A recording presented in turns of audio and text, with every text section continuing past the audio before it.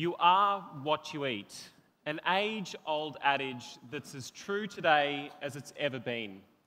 And not just because the food we eat literally is the basis of every cell in our bodies, but also because for the last million years, the food and diets that we've been able to achieve have literally allowed us to leave the caves, grow larger brains, and develop economies, cultures, and the societies that are around us today. But of course, if you needed any other reason to be convinced that we are what we eat, you only need to ask the nearest hipster. Because in 2017, once again, the most photographed foods on Instagram and social media, of course, is our food. So how is it that something so positive and so powerful has become such an enormous challenge? We've already heard a lot about it over the last 2 days. But dietary risks are now the single biggest risk for disability-adjusted life years across the planet. That's years of life lost, plus years of life lived with disability. Much of the planet is now living with a double burden of malnutrition. 1.9 billion adults worldwide are overweight or obese, 650 million of them are in fact obese, and 815 million and climbing continue to be hungry. This double burden can occur at the individual level with obesity and micronutrient deficiency. It could be stunting early in life, but as the environment around you changes with economic development, you're obese by adulthood. It could be the same household where you have a mother who is micronutrient deficient, anemic, or undernourished, but a child who is also stunted, and a grandmother who is overweight or obese. And finally, as we heard yesterday from the Malaysian Minister of Health, it could be at the population level with persistent stunting and rising levels of overweight and obesity. We've heard that 1 in 3 mouthfuls of food is wasted, and that 1/3 of the greenhouse gases being emitted every year come from the food sector.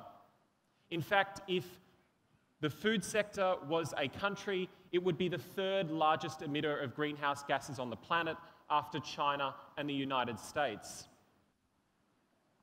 And although there are 570 million smallholder farmers continuing to work across the planet, our food system increasingly looks like this: more commodified, homogenized, and globalized than ever before.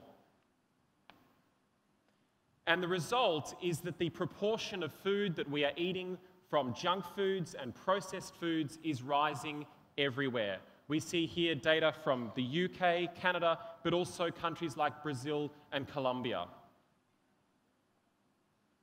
Last century, the major public health challenges looked something like this. They were infectious diseases, they were water and sanitation challenges, they were undernutrition. And whilst many or most of those challenges still persist, the major public health challenges look increasingly more like this today.